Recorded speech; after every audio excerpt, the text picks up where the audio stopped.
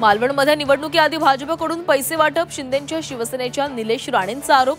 Police आणि निवडणूक अधिकाऱ्यांसह निलेश राणेंची भाजप कार्यकर्त्यांच्या घरी झाडाझडती। पायाखालची वाळू सरकल्याने आरोप केले जात आहेत। आमदार निलेश राणेंवर रवींद्र चव्हाणांचा पलटवार, ते पैसे कार्यकर्त्यांनी व्यवसायासाठी जमवले असल्याचा दावा।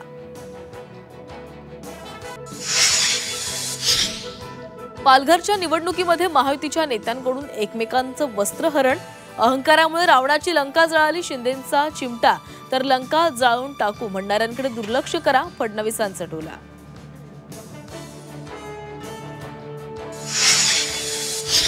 एकनाथ शिंदे पुन्हा मुख्यमंत्री होतील, दादा भुसेंचा नंदुरबारमधील सभेमध्ये दावा। जनतेच्या मनातील मुख्यमंत्री एकनाथ शिंदे, भुसेंच्या वक्तव्याने चर्चांना उधाण।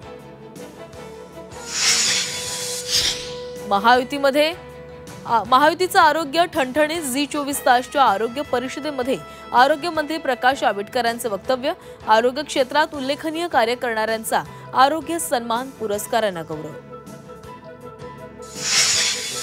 शेतकऱ्यांसाठी राज्य सरकारचा मोठा निर्णय, पूर आणि अतिवृष्टीमुळे शेतीशी निगडीत कर्ज वसुलीला 1 वर्ष स्थगिती, सहकारी कर्जाचेही पुनर्गठन करण्याचे आदेश। बदलापूर कर्जत नव्या रेल्वे लाईनला केंद्रीय कॅबिनेटची मंजुरी, 3ऱ्या आणि 4थ्या रेल्वे लाईनसाठी 50% निधी महाराष्ट्र सरकार खर्च करणार। 2030च्या राष्ट्रकुल क्रीडा स्पर्धांचे यजमानपद भारताकडे, ग्लासगोमधील कॉमनवेल्थ स्पोर्ट्सच्या आमसभेमध्ये शिक्कामोर्तब, अहमदाबादमध्ये भरणार राष्ट्रकुल खेळांचा मेळावा।